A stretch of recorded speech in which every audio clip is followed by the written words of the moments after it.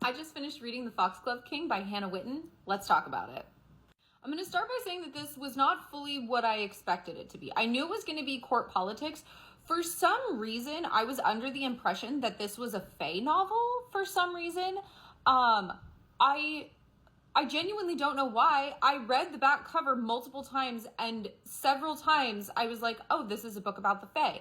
And then I got a few chapters in and she gets to the court and I was like, there are no fae in this book. And I read the back cover again and I was like, I don't know why in my little raccoon brain, I thought that this was fae court politics. It's not. It's magic. The world building is amazing. The magic system, super cool. I enjoyed all of that. Don't know why I was expecting it to be fae.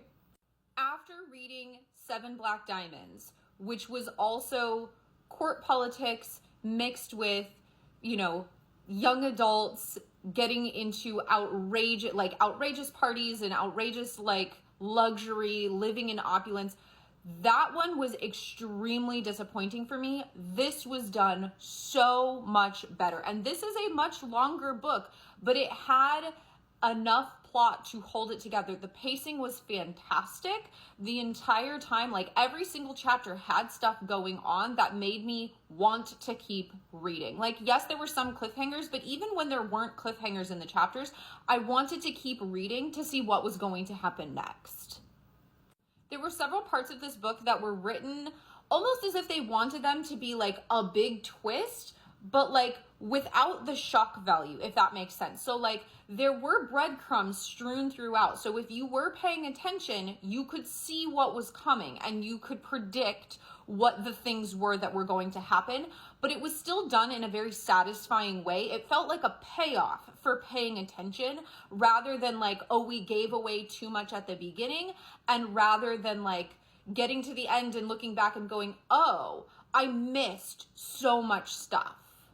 Now, don't get me wrong. Sometimes I want the big twist. I want to be genuinely surprised, but I am somebody who I recognize it is very difficult to surprise me. If I'm watching a movie, I already know who the bad guy is going to be. I already know what the twist is going to be. I already know what the third act breakup is going to be before it ever happens. So this one did a really good job of sort of balancing both of those things, where we were given enough information that if we were paying attention and we wanted to figure it out, we could figure these things out, but it still felt rewarding when it happened.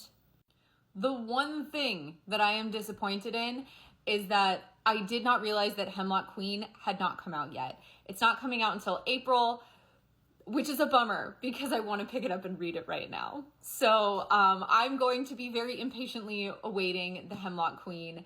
And in the meantime, I will read other books. And with that said, it's time for another Bookopoly roll. See you in the next video.